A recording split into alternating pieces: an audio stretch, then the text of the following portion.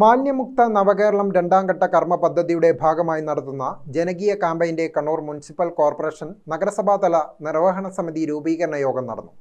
Corporation council ഹാളിൽ നടന്ന യോഗം Kannur municipal corporation mayor Musliha Madathil ഉദ്ഘാടനം ചെയ്തു. Deputy mayor advocate P Indira അധ്യക്ഷയായി. ഒരുപാട് സ്ഥലങ്ങളിൽ അത് ആഴ്ചയിൽ ഒന്നോ രണ്ടോ ദിവസം എനിക്ക് തോന്നുന്നു ആരെങ്കിലും ഇതുമായി ബന്ധപ്പെട്ട് വീടുകളിൽ നിന്നോ ആരെങ്കിലും കളക്ട് ചെയ്ത് ഇതിങ്ങനെ സ്ഥിരമായിട്ട് അങ്ങനെ ഓരോ സ്ഥലങ്ങളിൽ നിക്ഷേപിക്കുന്ന പരിപാടികളൊന്നും അങ്ങനെ വലിയ പ്രയാസം ഉണ്ടാകുന്ന രീതിയിൽ ഈ ഇത്തരത്തിൽ ഡയപ്പർ വലിച്ചെറിയുന്ന സിറ്റുവേഷൻസൊക്കെ ഉണ്ട്.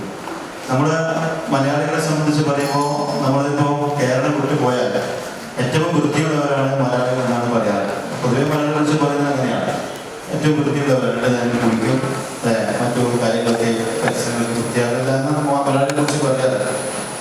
ഈ മലയാളി വിദേശത്ത് പോയാൽ ഒരു കടലാസ് പോലും റോഡിൽ വലിച്ചെറിയില്ല. അത്രത്തോളം ഔചിത്യ ബോധത്തോടെ പെരുമാറുമെന്നതാണ്. നേരെ തിരിച്ച് നമ്മുടെ നാട്ടിലെത്തിയാൽ നേരെ വണ്ടി ഇറങ്ങിയാൽ ഫ്ലൈറ്റ് ഇറങ്ങിയാൽ കയ്യിൽ മിഠായി നിന്ന് നേരെ കടലാസ് റോഡിലേക്ക് വലിച്ചെറിയുന്ന മാനസികാവസ്ഥയിലേക്ക് മലയാളികൾ എത്തിച്ചേരുന്നു എന്നുള്ളത് വലിയ പ്രയാസം ഉണ്ടാക്കുന്ന സംഗതിയാണ്.